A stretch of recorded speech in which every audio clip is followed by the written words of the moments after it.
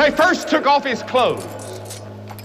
Then they took long leather thongs with steel pellets or lead pellets on the end and beat him across the back until he could hardly stand up.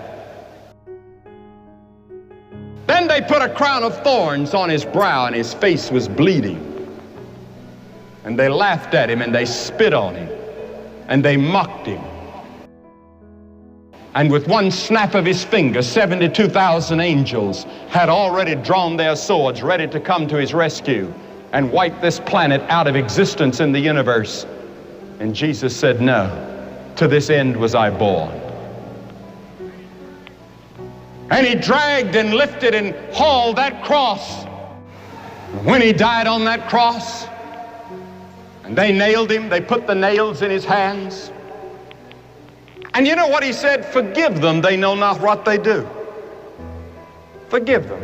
Could you forgive somebody that's putting nails in your hands and you know you didn't deserve it?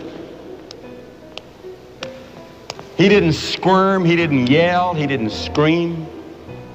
He just took it and said, Lord, forgive them. They don't know what they're doing. That's how he confronted the violence of his day. And then, on the cross, he said, my God, why hast thou forsaken me? And then he dropped his head and said, it's finished. What did he mean?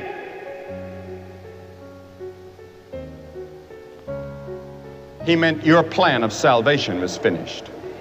God can now forgive you of all your sins because Jesus had finished God's plan for your salvation.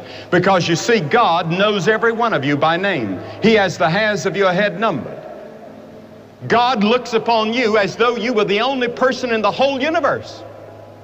He sees you and you alone. And on that cross, Jesus had the capacity to think of you. And he loved you enough to stay on the cross. Was there ever such love as that? When he could have been rescued and taken back to heaven and to sit on his throne, but he didn't. He said, no, I'm doing it for the joy that is set before me.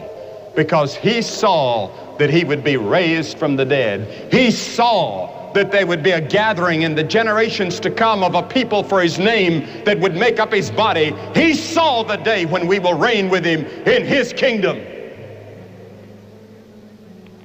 Yes, they laid him away in a tomb, and that's where Jesus Christ Superstar leaves him. But out in Kansas City, some people got hold of the rock opera and they carried it right on to the next step, the resurrection. And if you don't have the resurrection, you don't have any gospel. Jesus Christ is alive. And when they went out to the tomb that morning, they heard the greatest news the world has ever known. He is not here. He is risen. He is alive today.